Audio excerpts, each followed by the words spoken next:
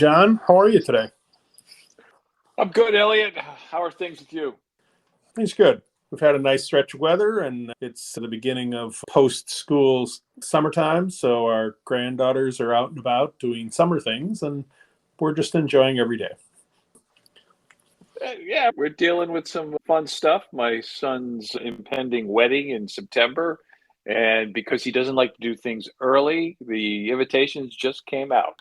Fortunately, everybody that we know already knew this was happening in the date, but let's just say some people don't have the same time sensitivities as others, but that's obviously good news. A lot of things going on this week and late last week.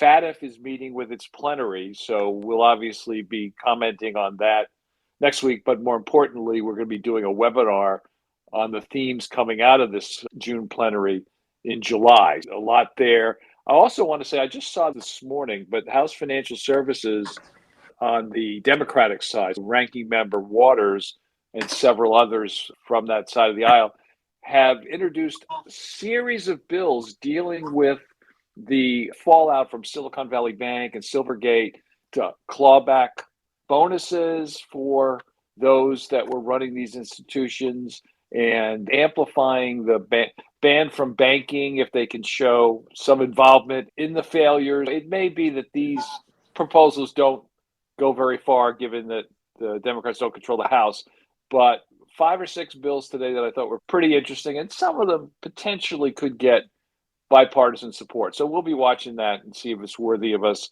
commenting later on in the year. Yes, I think there's also some bipartisan effort on similar themes going on in the Senate. So this might have a little bit of legs. I think so. I know what we want to talk about today is the 2023 Trafficking in Persons report from the State Department, close to a 100-page document. Obviously, it's an annual report. And as our community well knows, human trafficking and human smuggling and forced labor are all issues that have financial components. When these reports get issued, it's important to not only see what the priorities are in a particular year, but look for some elements in the report that could conceivably be used as training. I know you took a look at that and read through it, and you may actually write a blog on this going forward. Yes, and we posted a blog last year for the 2022 report. And one of the themes there was including victims in the conversation. And this year, the theme is partnerships. But one of the elements of partnership is to bring victims in and recognize them as experts who have inside understanding that's useful to the overall conversation is part of the partnership discussion in this year's report. Right. And I think referencing another aspect of partnership was his partnerships to further investigations, which I'll reference in a second.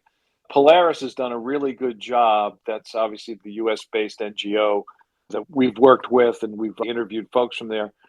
They have been utilizing several survivors as experts at Polaris, both from a training perspective, but also to work with they have their own FIU. I think that having this report identify that value that survivors have to improving deterrence and due diligence, I think makes a lot of sense.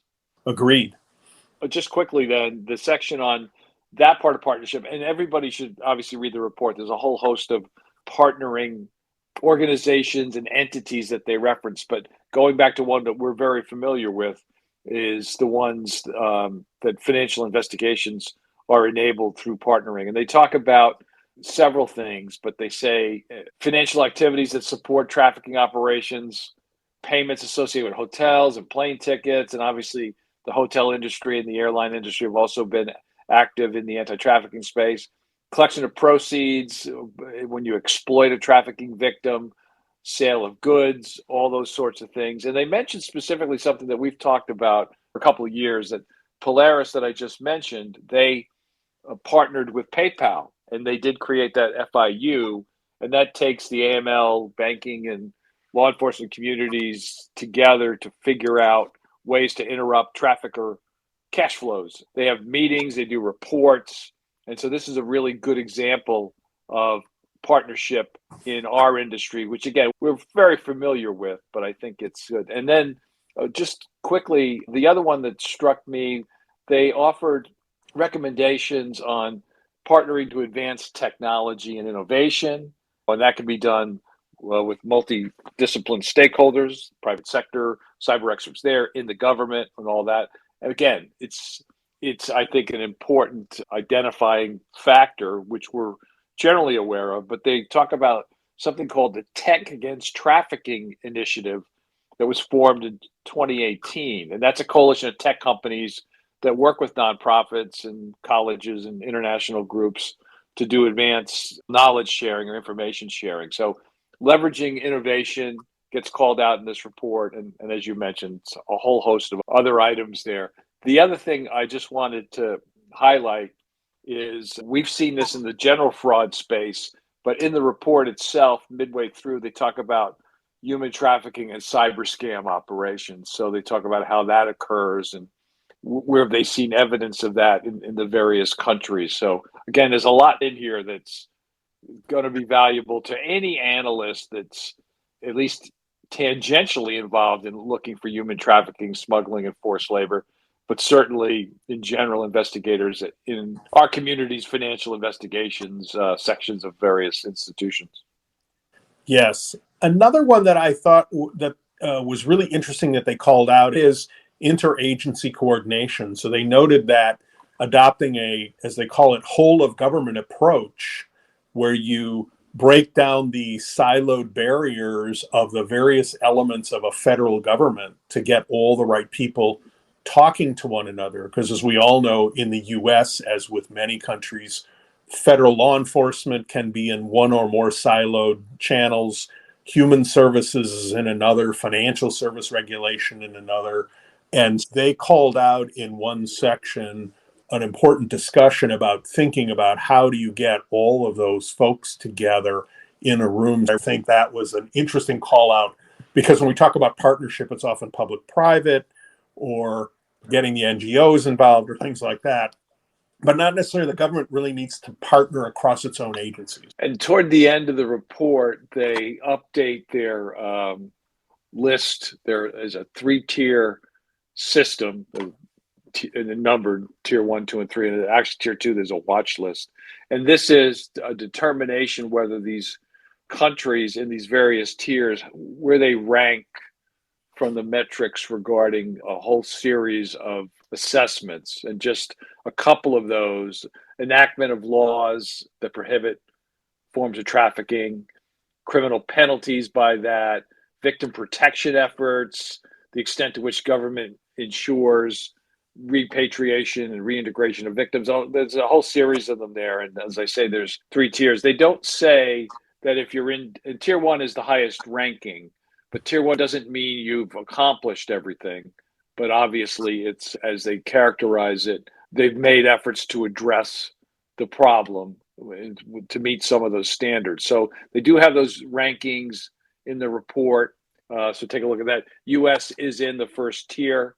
You'll see where people sit in terms of that, but also there's a list of countries that are not part of any of this. So I think that's important to take a look at.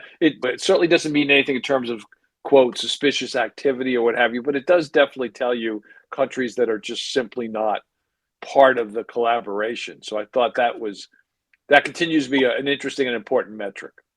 Yes. As with the earlier editions of the report, there is a section called Topics of Special Interest.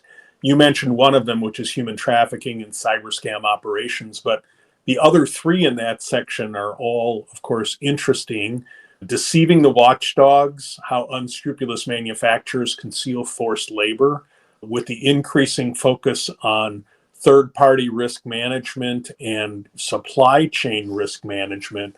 That's an interesting section to look at. Another section in there is overlooked for too long, boys and human trafficking. A discussion about the fact that often people stereotype human trafficking victims as women, but that globally men and boys are also trafficked. And to really understand the scope of the problem, we need to those historical viewpoints.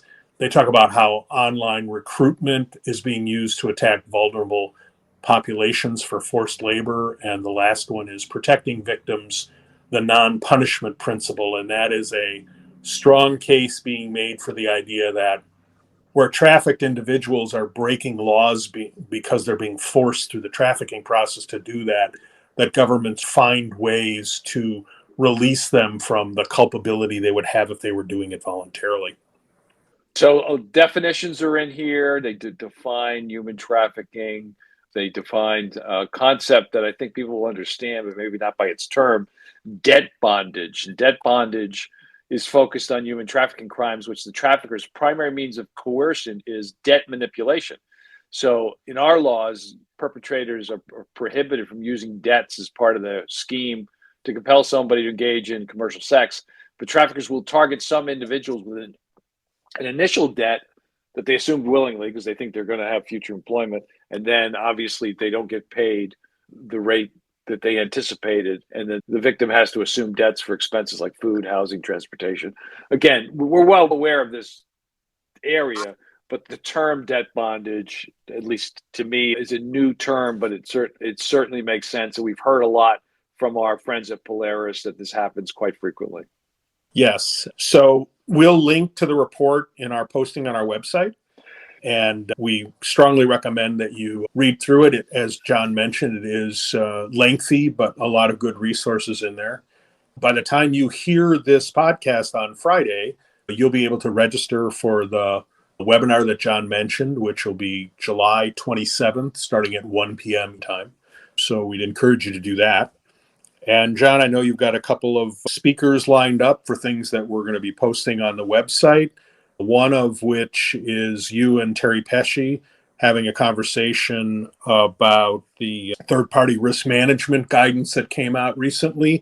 That'll be posted by the time listeners hear this as well. And I'm doing some pre-interviews with some folks, sanctions experts, antiquities, protectors. And then next week, somebody who we've interviewed before, Gary Schiffman, who's at Giant Oak, he's written a very compelling article that I want to drill down with him on the ethics of AI adoption for compliance officers. Really interesting thought piece in something called the Journal of Financial Compliance. We're going to do that interview on Monday and get posted in the following few weeks. So that's coming up too. And I have a few other irons in the fire, as it were. And as always, if you have folks you'd like us to interview, topics you'd like us to cover, please feel free to send Elliot and I emails or contact us in any way you can. Thanks, John. You have a great weekend, and I will talk to you next week. All right. Take care, Elliot. See ya. Bye-bye.